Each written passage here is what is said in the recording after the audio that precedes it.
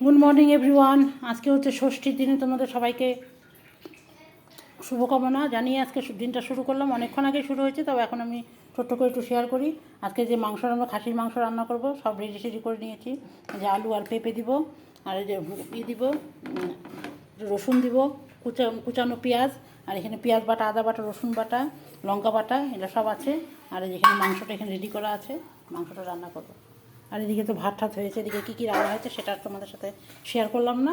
আমি মাংসটা এখন রান্না করি। প্রথমে আমি কুচানো পেঁয়াজটা দিয়ে দিব।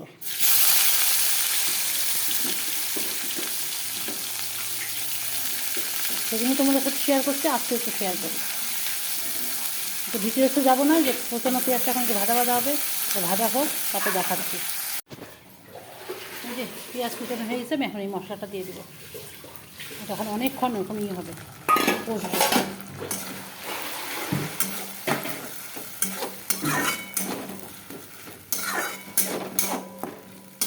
এখানে লবণ, হলুদ, লঙ্কার গুঁড়ো একটু দিব, সব দিয়ে দেবো। লবণ, হলুদ আর একটু লঙ্কার গুঁড়া দিয়ে দিলাম। পাকা লঙ্কা বাটা হয়েছে, তার একটু লঙ্কার গুঁড়া দেওয়া হলো। এটা এখন অনেকক্ষণ কষতে থাক, তখন আমি মেয়েকে একটু ভাত খাওয়াই দিই।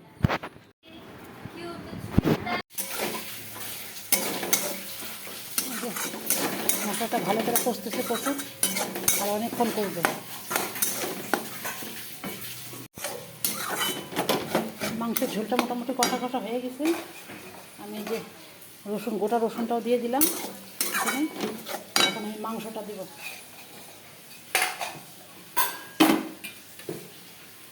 এখানে 1 কেজির মতো মাংস আছে, আজকে সবই করবো।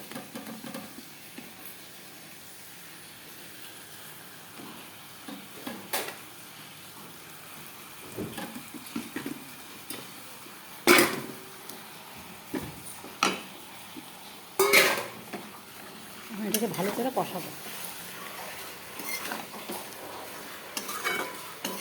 আমি এটা প্রেশারও সেদ্ধ করে নিতে পারতাম আগে মাংসটা, সেটা আর করি না, যখন কড়াইতেই করছি। ভালো করে কষাবো, এখন কষতে থাকবে। কষতে হয়ে গেলে তারপর আমি প্রেশারে দিয়ে দেবো। আর এখানে তো যে আলু আর পেঁপে ভাজাই আছে, দিব। ঠিক আছে, এত আর ডিটেলসে দেখাচ্ছি না, হয়ে যাক, তারপর দেখাচ্ছি তোমাদের। মাংসটা কষতেছে, ভালো করে কষুক। আজকে টমেটো পড়ানোর জন্য না কালারটা একটু এরকম আসতেছে। টমেটো ছিল না আজকে, টমেটো দেওয়া হয়নি। অনেকক্ষণ কষবে এখন।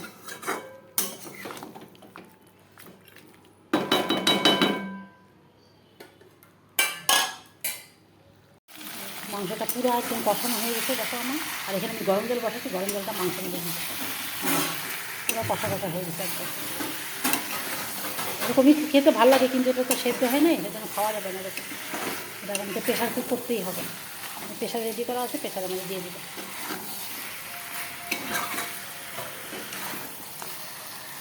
এই যে মাংসটা তোমাদের দেখিয়ে দিই একবার, প্রেশার কুক করা হয়ে গেছে। এখন আমি আলু দিব। মনে তো হয় সেদ্ধ হয়ে গেছে।